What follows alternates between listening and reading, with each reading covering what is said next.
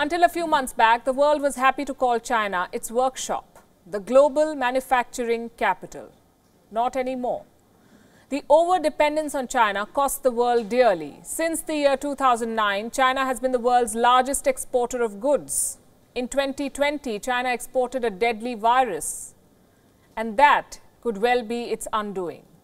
We are living in the times of social distancing. Perhaps it's also time to practice economic distancing from China. Two countries are already working on it, the United States and Japan. Both are badly hit by the coronavirus, and they're learning their lessons, and they're taking steps to bring their businesses back home. Japan is taking the lead. On Tuesday, Prime Minister Shinzo Abe unveiled Japan's largest ever economic stimulus package. It's worth a whopping $990 billion, $990 billion. First, listen to this. The Japanese economy is facing the biggest crisis after the war. Under a strong sense of crisis, we will definitely save lives and jobs. In order to do this, we will implement a world-class economic stimulus package worth 108 trillion yen, which is equivalent to 20% of the GDP.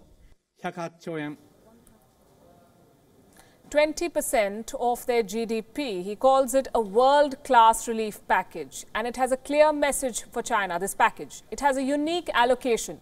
Japan wants to keep its businesses safe, and for that, Japan is ready to pay its companies to shift out of China. Japan will incentivize them to move their factories out of China. A little more than $2 billion has been set aside for this. That's the kind of money that the Japanese government will give companies to leave China and return to Japan. Another $215 million will be made available to those who want to move to other countries. The message is very clear. Go anywhere but leave China. And this has caught Beijing off guard. China's foreign ministry was asked about Japan's moves yesterday, and they gave a rather vague response. We also hope that countries in the world will take corresponding measures like China did to ensure that the world economy and the supply chain are affected as little as possible.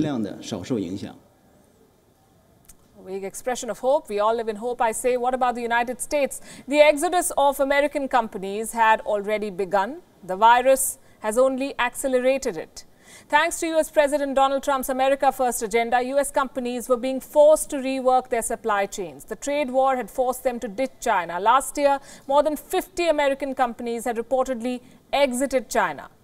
And now they are projected to leave at a much faster rate. A report by consulting firm Kearney claims that companies are rethinking their approach towards China.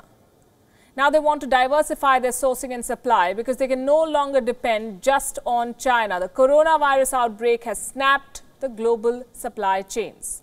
A fragile and imbalanced system that broke when China shut down all the factories. Now, half of the Earth's population is under a lockdown, more than 4 billion people, that is. Companies that could not get their supplies earlier now cannot sell what they have because stores have been shut. The losses are mounting. The coronavirus outbreak is a black swan moment for the world. It is forcing countries and businesses to rethink their approach. Japan and the United States are showing the way. The world must create alternatives to China. The question now is, who stands to gain from the shift? Which country or countries have the potential to become the global export hubs? If not China, then who? A group of 5 countries known as the Mighty Five could benefit from withdrawals from China. And India is one of them. India can offer manpower at the same scale as China. The trade war benefited some of these emerging markets. They will be fighting for new contracts after the global lockdown ends. The second one on this list of the Mighty Five is Vietnam.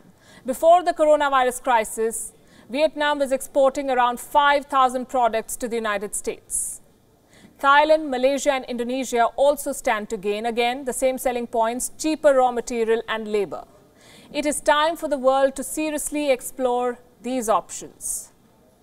We talk about making China pay. This is one very good way to do it.